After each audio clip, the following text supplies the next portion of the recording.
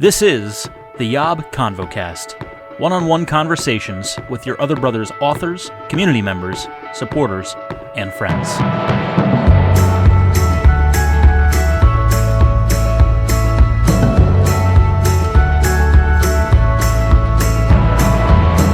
What's up, friends, and welcome to the YOB ConvoCast, conversations with everyone that you need to meet. And today we are meeting someone who we have not met since we talked about Jesus. At least in an audible format. We did an episode of the YOBcast, one of our original classic batches, called Jesus. And we talked about Jesus. And I'm shocked that it's the only audible product out there that features this man's voice on it, at least connected to YOB. And he's doing great. He used to be like 5 minutes for me, and now he's no longer from the Jewel of the Blue Ridge. It's our other brother, Kevin. What's up, Kevin? Hello, I'm back, finally. You're back. What have you been up to since Jesus? Well, the pandemic happened, so I did that, I guess. The pandemic kind of swallowed everyone up in one way, shape, or form. It's like I have likened this time period to awakening from a coma. Hopefully I will never know what that feeling is like, but I get the sense that this is as close to that as we can get on the other side of a coma, because it just is very strange to all of a sudden be like going back into places that are full capacity again when that was not a thing for 16, 17 months. Yeah, it's bizarre. I mean, even just like the little things of like, oh, I can hang out with these people. I can go travel. I can go to the grocery store and no one's wearing masks and there's dozens of people here. I can visit my friends and not have to be worried that I'm going to kill their grandmother. It's great. It's so great to be like this. But Kevin, how are you doing? It has been so long. You are no longer in the Blue Ridge. Do you care to reveal where you are, or do you like to have a veil of mystery about where you are now geographically? Some of both. I moved up into Ohio. So checking off another state that I've lived in now. How many does that make after North Carolina? I mean, after North Carolina, one, but like. Well, yes. Totally. I'm trying to help the listeners who have no idea who you are. So you were in North Carolina, now you're in Ohio. But what about before that? This is my 7th state. Whoa. Yeah. That's crazy. Which I guess isn't that much. I mean, it's a lot. And it's not just 7 states all clustered together. Like, it's fairly spread around. It's not like North Carolina, South Carolina, Georgia, Tennessee. Like, you've jumped around. I got my North, got my South, the Midwest. I haven't done the West yet. We'll see. Rise up, West Coast. Well, it's cool. I'm glad you're safe and sound in a new state, and I'm looking forward to hearing how the story of Kevin unfolds from there. Maybe those stories will make it onto our little blog someday. We shall see. Yeah, absolutely. Yeah, well, it's good to have you, Kevin, because I'm like making a list and checking it twice, and I'm looking at like all the people involved in YOB over the years who have yet to talk to on the ConvoCast. So I'm glad you've made yourself available. I know you've had a frantic week. To say the least. So I'm glad in your new location, your new residence, your new chapter of life that you're taking the time, not just to talk to me, but to talk to YOB Nation. They appreciate it. It is a welcome break from the job application process. And this week is my first week on a job. So to finally be in a place where I'm getting tons of information about a new job, but now needing to like process or decompress after a day of work. I was just about to say congratulations on your new job as a circus clown, right? Many thanks. Learning the ins and outs of clowning. I'm sure at some point that'll be part of the job as well. Yes, you've had many a career in your life, but that is actually a fantastic segue. The ConvoCast, it's very quick, Kevin. You're gonna get it as we go, and what we love here is quick segues to new topics. And so while we're talking about careers, something that is near and dear to your heart, as it is to my heart, something we have bonded over many times over the years, is camp.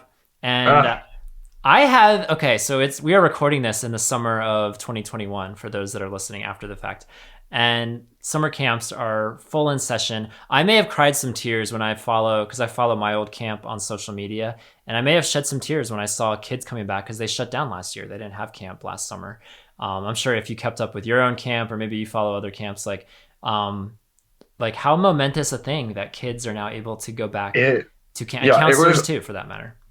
Yeah, it was awesome. It was awesome to see my camp, and there's a couple other camps that I volunteered at, to see them actually be able to post, because there was tons, again, since I'm following them, there were tons of posts like during like the winter of like, people are asking if summer camp's going to happen and we're not sure, but like hopefully. So yeah, being able to see those, and I touched base with one of my old bosses who's still working at my camp, and just like check in, see how stuff is going for them, and sounds like they have good stuff planned for the summer. Yeah, it makes me feel both happy, like legitimately happy for camps, for the organizations and for the kids and for the counselors. Like I'm really happy for them. But honestly, Kevin, I don't know if you feel this too. I know you have trouble feeling your feelings sometimes, but I don't. I just let them rip. So I still feel like, I think the older I get and the more I see pictures and images and camps that still keep going, decades, even century plus into existence, this one, I feel a lot of just sadness and a lot of nostalgia for a life that I didn't live, because I never went to like a full-fledged summer camp as a kid. I went to a church camp one weekend. That was it. And I'm grateful for that. It was fun. It was great. But I see all these smiling kids and laughing counselors, and I just wonder, man, what would my life have been like if I had only spent one summer at like a 2-week camp or a 4-week camp, let alone like my entire adolescence. Like, how do you feel about camp, the kid experience versus camp? Because we're going to talk about the counselor experience. So hold your thoughts for camping as an adult. But what do you feel like camp as a kid? Yeah, camp as a kid. I also didn't go as a kid, and I do wonder sometimes what that would have been like, having been on the opposite side of it. The only real camp experience I had before I was doing volunteering or staffing, I had to go to I was the president of the leadership club at my school, my senior year of high school. And so I had to, that summer before senior year, I had to go to the camp associated with that. So right before my senior year of high school was the first time that I did summer camp. Dang. And how was it? It was great. It was one of those, like, I still, again, as like a 16, 17-year-old, had all like the normal fears, I feel like, of like going to camp for your first time, even though I was a teenager. But it was great. Like, the first day of like, there's hundreds of people here. Like, I get like almost 200 people. I know nobody basically, but like just jump in and enjoy it. It was great. It was so much fun. I cried at the end during a campfire, like the closing campfire time. So that's a good sign, right? Closing campfires. Don't even get me started. So you have a little bit of you don't have like a ton of camp experience, but you have more than I do, which I'm now incredibly envious of you for. So we'll enter that into the relationship. Because camp for me, like, I don't know how other camp, I mean, every camp is different. There's a lot of similarities, but there's a lot of differences too. My camp, the one I went to here in North Carolina, there's a very strong emphasis on like rite of passage and like, like leveling up and moving into like a new phase of your adolescence, whether you were 13, whether you're 16. And that just resonated so deeply with me, because I just wonder, as a kid, trying to figure out, am I a boy? Am I a man? Am I a third option? What am I? Like, I don't know. I struggled growing up to figure out where I belonged in the spectrum of masculinity. And something like camp, again, just speaking from personal experience, the one I saw, I just would have been like, man, it would have been so clear to me. Like, if, assuming I found belonging and was able to find my tribe and find my connections and go summer after summer after summer and grow both as in like, becoming more athletic or becoming more coordinated or becoming more skilled, because there's all these like things like archery or swimming or what have you. So like all that would have been great, but then also just growing in my faith with other peers and then counselors as well. Like, I think all of that would have just, again, I try not to get too emotional about it, but I just feel like that would have literally changed the course of my life. Do you Do you feel the same way? Like if you had 3 more summers, 5 more summers? Yeah, I definitely, again, so I mean, even at the leadership camp, I feel like I saw that there was definitely a distinction of some of the, like, they made it aware on our name tags at the leadership camp of who had been there multiple years. Like if you had been there 3 or 4 or 5 years, and so like you saw the people with their name tag that like had that recognition of like, I've been here 5 years, so if I'm confused and don't know about something, I can automatically find that person. And to think that I could have been one of those people that other first or second year campers were coming to with questions, was definitely played through my mind. And then for the Christian camp that I worked at, you definitely saw that there were some people who, if there was staff who had done multiple years, but then also like some of the campers would like remember their cabin leader, and even if they weren't with the same cabin leader, they would still have that connection. You only spent the camp I worked at was just week long. You were only with each other for a week, but there was still that obvious connection that like, oh yeah, you were here last year. Like people, like both staff and campers who did multiple years would sometimes recognize each other the next year.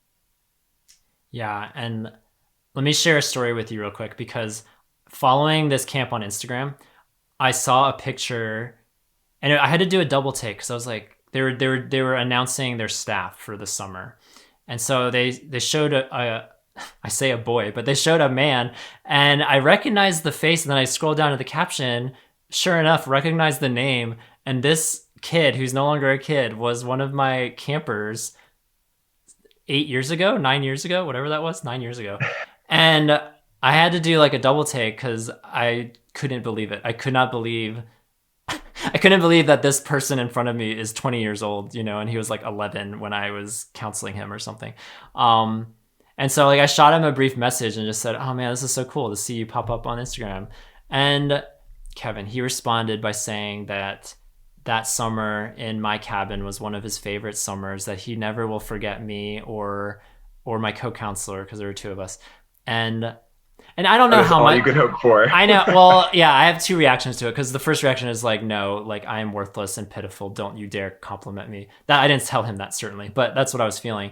Because with that feeling, it's like, oh, I wonder if he's just being nice. Like, does he say that to all of his counselors if they reach out to him? But it really did seem genuine. It was like he said a little bit more than that too, and that's just so cool. The fact that almost a decade has gone by since I worked at this camp, and now he's working there. And I've seen pictures with him with kids. It's just like very surreal. Like this, like if I never have kids, like this is kind of like that, like seeing another generation do what I was doing. Like it's such I don't know, it's a complicated, but ultimately awesome feeling. Yeah, no, I similar. One of the teenagers who was a volunteer in the kitchen when I was working at camp. So he was a high schooler when I was just graduating college. Had him as a volunteer a couple different weeks. He was there in the kitchen with me. Then I randomly came back a couple, maybe I guess 3 or 4 summers later, just to volunteer for a week, and he was on staff then.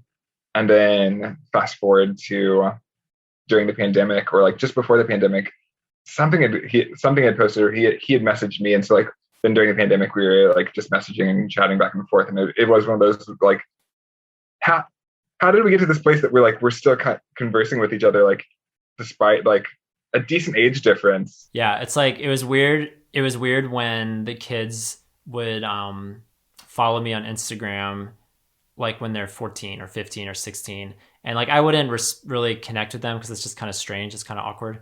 But like now the fact that they are like of age, like 18 plus and 20, like that's so strange to me, and it's like very new terrain. But yeah, 1, there's no way that you're 20 already. 2, kind of awesome though, because we can still hang out now. Yeah, no, and I haven't put it out there to him because I don't want to be like Mr. Super excited, but he's only like 20 minutes away all summer long, and so I'm curious if we'll ever like grab lunch or something one weekend. That would be fun. That would be super crazy. But yeah, I guess in our closing minutes, Kevin, just to keep the camp train rolling, like yes. I want to think that we had a conversation once about working at camp like as a dream job, or as like a long-term thing, more than just like camp counseling for 3 months, like Probably. actually being there. Like I think that's a conversation we had, because I can be honest, like that is something that still rolls around my head. Like it's crazy how much, if you have a positive camp experience, how much that sticks with you for years, if not decades. Like the fact that still all these years later, 2012, that is one of my most magical, pivotal summers of my life. I mean, it broke me like nothing else, but it also built me stronger like nothing else and inspired me like nothing else. And so it's inevitably just been in my mind for almost a decade now that, I mean, not to say, everyone listening, YOB is kind of a dream job too. Like I love the fact that I get to create podcasts and blogs and organize retreats and all the fun stuff that we do all year long. I mean, it's fantastic. I'm so blessed. But when we think about, because you can have multiple dream jobs, you can have multiple things that you want to do with your life. And I have often thought about, what would it look like if I worked at a camp, not just for the summer, but all year long? What would I do? What would that job, I don't even know, but just to like be, like I have this vision of living in a cabin on a camp property and just being able to walk to work. And then summer times are crazy because kids are there everywhere and staff and awesome stuff are happening for 3 months of the year. But like, I don't know, is that something you think about, or is that just more so me at this point? Oh no, all the time. Each time I've moved states, so 3-4 times now. Each time I move, that's one of the considerations. Like, is this a time to go? I have applied at in two of those different times, gotten to the place to like fully applying. One time I was even at the point where the camp was willing to have me, like, to fly me out to their camp so I could kind of get to know the camp, like get to know the property, meet me, and there was going to be one other person who would meet up with the current staff, and had to turn it down because, like, after talking to Jesus for a while, realized it wasn't the right it wasn't the right option at that time. But yeah, no, it always comes back. I definitely in this current most recent move, definitely was like, if I don't find anything soon, like maybe I just take a summer camp job. If I can't find anything here around town, like it's getting close to summertime, I'll just take a summer camp job. It'll be fine. It'll be great. Like above camp, so why not? But yeah, I thought about is there the potential for a long-term job, and what would that be? Yeah. Well, who knows, Kevin? I feel like you keep me young. It's like having these conversations about camp. I don't know what to do with it. If it's just like this thorn in my side I'm gonna wrestle with till the day I die. Like, what do I do with that? Because I can never go to camp as a kid, but can I work at one longer term? Like I wrestle with that. I think you have two options. Like, you look into like what is realistic for you as far as a full-time job. Like, do you do accreditation to become like the ropes course, for like do a hybrid ropes challenge and stuff? Or I know that they're always looking for like outdoor educators at a lot of camps, so that you could be there during the summer, but then also for like their fall and spring retreats. Or you kind of accept that you're doing this currently, and find some, like, whether it's your camp or another camp that you can volunteer at. Like if there's a volunteer role, we can go for a week or two each summer. Yeah. Or maybe your other brothers makes a camp. Okay, in a decade, maybe. YOB camp coming soon. Yeah, it's crazy. Like, we almost have to go, but I feel like there's something serendipitous about this, because I was out in California for like a massively needed getaway a couple months ago. And I was just zippity-doo-dying, driving along the road through these, like literally through a national park, when it was one of those weird national parks that has like a U shape. And so there's like, you drive a road through it, which takes you out of the national park before you go back into the national park. And as I'm driving in that donut hole section, all of a sudden I see a sign for an extremely popular Christian camp. I've heard about it my entire life. And I was like, I have to go. It's literally right there. For some reason, it exists right here. And I had no idea. I didn't plan this. And so, like, right in the moment, I followed that. I try to be more attuned to those things. Like, if I know I'm supposed to go somewhere, just go. And so I followed this road 5 miles away. And this camp, I had no idea what I would find. This was before the summer, so I knew it wasn't like camp was in session or anything. I was like, I wonder if I can go in, or if I can just look at the gate or just look in it. I don't know. I'm here. Why not? And turns out, yeah, I could drive all the way down to the lake, park at the lake. They had a little ice cream shop open. People were there from all over. I have no idea. There's probably 20 people walking around. And I literally just sat there on the lakeshore, Kevin, with a milkshake, looking at this lake with the mountains behind it, and just shaking my head like, what do I do with this? Why am I here right now? There's got to be a reason for this.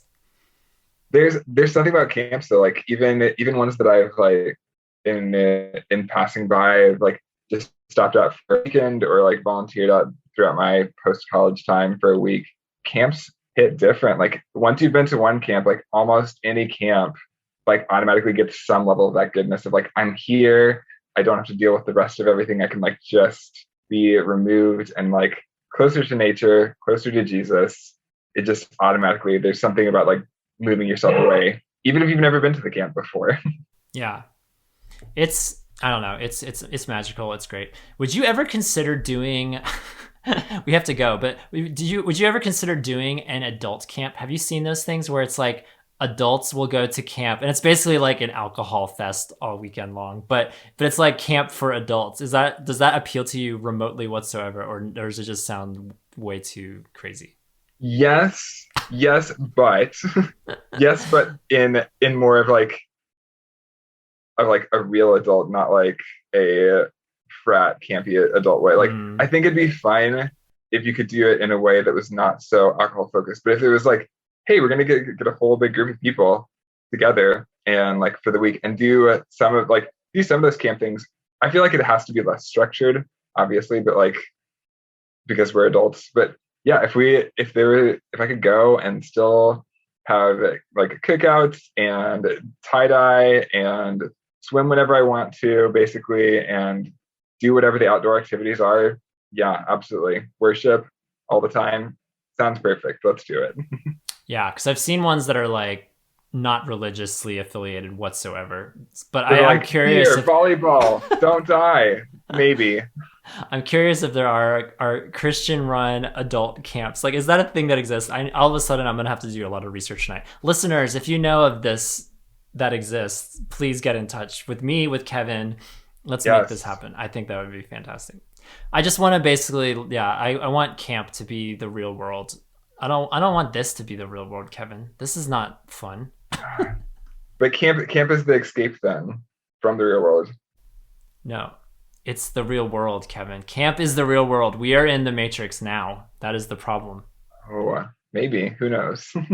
It is true. But Kevin and I could talk about camp for hours. We're done for today. But Kevin, I hope you come back into the Metaphorical Podcast Studio again.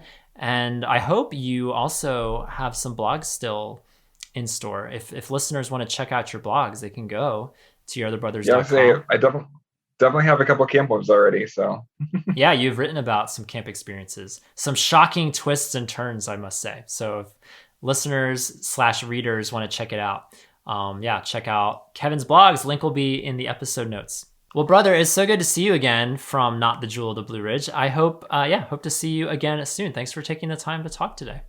Yeah, absolutely. I would happily come back. We will have you back in another 3 years. No, it'll be sooner. It'll be much sooner. Hey, everybody, still trying to figure out a good sign off, but I think here's what I've got so far.